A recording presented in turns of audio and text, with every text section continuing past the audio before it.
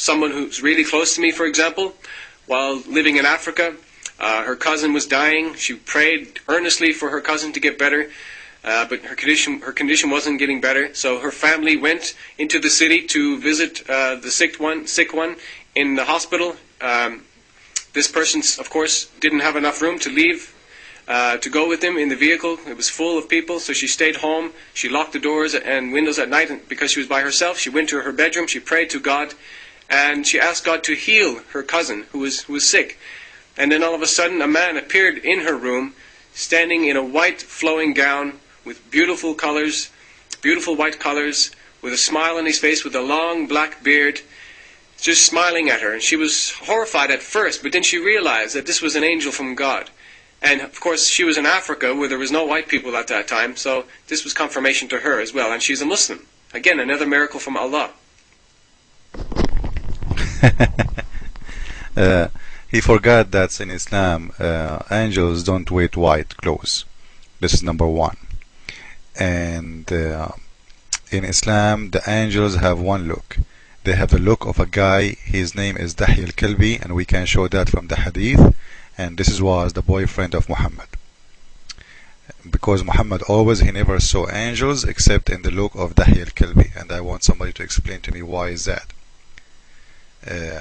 Secondly, you said, whoever you are, that this woman, she prayed to Allah, and Allah, he sent her a messenger, and that was a miracle. What did the messenger did recovery for that man who was dying, her cousin? You did not tell us. Please tell us, because I want to know. Because if this has happened, I want to know why Allah, he did not save the kids of Muhammad. Why Allah, he did not send any of his angels to save Muhammad kids who did die. Don't you know that Muhammad, he have, according to Muslims, boys who did die because they get sick? Did he pray to Allah? I don't think so, because if you pray to Allah according to you, and Muhammad is a good believer, right? Allah, he should save his kids.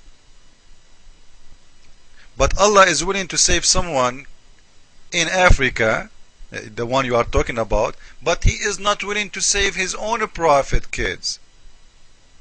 Does that make sense? And Muhammad was crying, praying to God, Allah, why? Why Allah? And you know what? Let me tell you something more.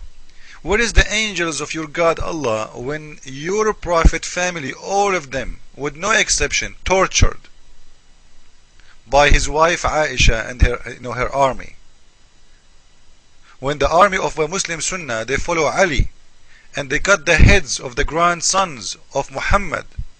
And we see now all Muslims, they do celebrate, Muslim Shia, not all Muslims, Muslim Shia celebrate, and they beat themselves in the memory of that day when the heads of the grandsons of Muhammad became like a basketball ball. Every Muslim was shooting them in the ground, and they drove their body for more than 5 days, and they put a stick in the butt of Hassan al-Hussein, and they lifted him up to make fun of him, and they take off his clothes, make him naked. Where is your God Allah? Now maybe a Muslim will say to me, okay, where is your God when Jesus he died? Well, Jesus for us as a Christian, he came for this. But your prophet in here, and you claim that your God Allah exists and he will protect his good people. He never did. The family of Muhammad, all of them get killed. Not only the family, all the Khalifa after Muhammad get killed. You know why? I will tell you why. Because they are killers. In Arabic we say, in a Bedouin language, وَبَشَّرِ الْقَاتِلِ بِالْقَاتِلِ بَعْدْ حِينٍ, which means, tell the good news for the killer, he will be killed in a while. And this is what happened to your prophet, by the way. He himself, he was killed by poison. Go and read what happened to him.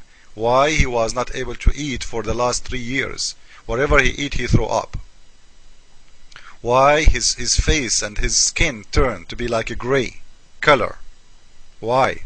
Why every day, all day long, he cannot sleep even, he's screaming from pain. Why Umar ibn al-Khattab, he said, وَقَدْ هَجَرَ الرَّسُولُ, which means the Prophet became crazy. The good friend of Muhammad saying Muhammad is crazy? Isn't it a shame to say that about the Prophet? Is that a respect? Huh? Because of the poison, he was going really crazy. His wife killed him because he killed her father and her husband and her brother. And before he killed them, he ordered his boyfriend Dahya al-Kalbi to rape her. And this woman is Safiya, the Jewish woman who Muhammad killed her family and her tribe. 900 Jews killed them all in the front of her face. And don't forget to mention killing her father and her brother and her husband in front of her eyes. And before he killed them, he ordered Dahya al-Kalbi to rape this woman in front of them. So let us talk smart.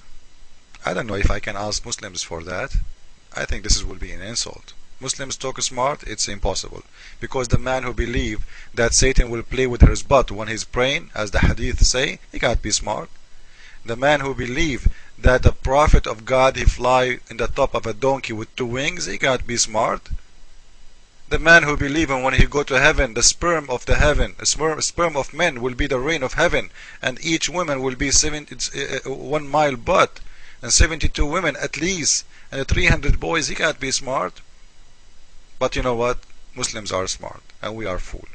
Let us hear more about what this guy is trying to say to us, about more miracles. Let us see. And I don't have enough, I forget, for example, to take my bank card with me, and I've only got some small money, pocket money, change, and a few bills in my pocket. I go to the supermarket, and then I realize when I'm in the checkout line that I forgot my bank card, or my credit card, whatever it may be.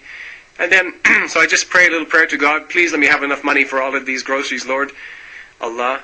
And then, all of a sudden, it happens to me that I have the exact amount of change in my pocket as I need to have to buy the groceries. It happens to me all the time. Say, for example, it's $7.11. That's exactly the money I have in my pocket when I pray these prayers. And it happens to me all the time.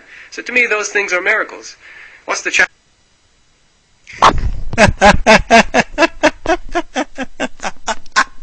I'm dying. You know, guys, I want all Muslims to try this. Because, you know, if this is true, all of us, we will go and we will not ever take money with us. Guys, this guy, he go and he don't have his credit card with him.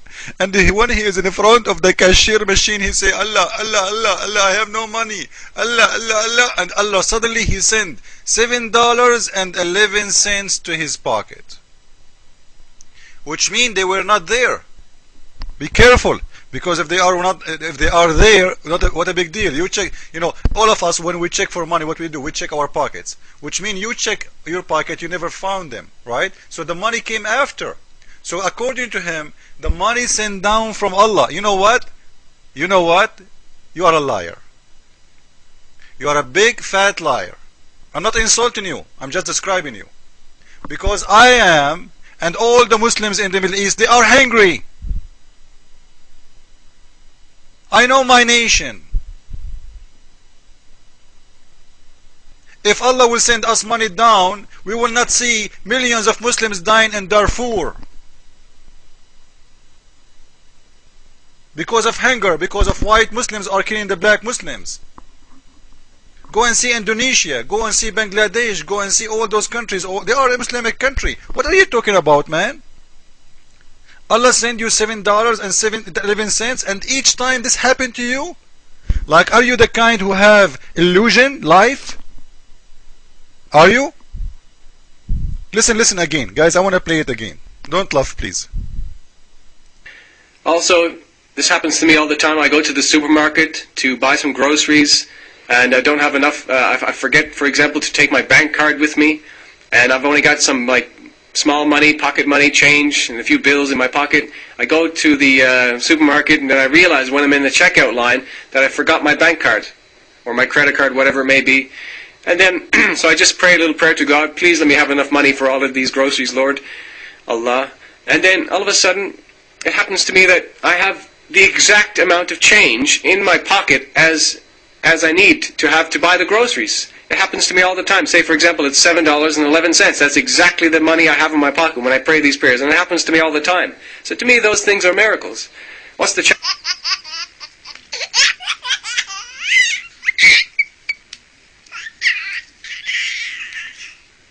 market to buy some groceries, and I don't have enough. I forget, for example, to take my bank card with me, and I've only got some small money, pocket money, change, and a few bills in my pocket.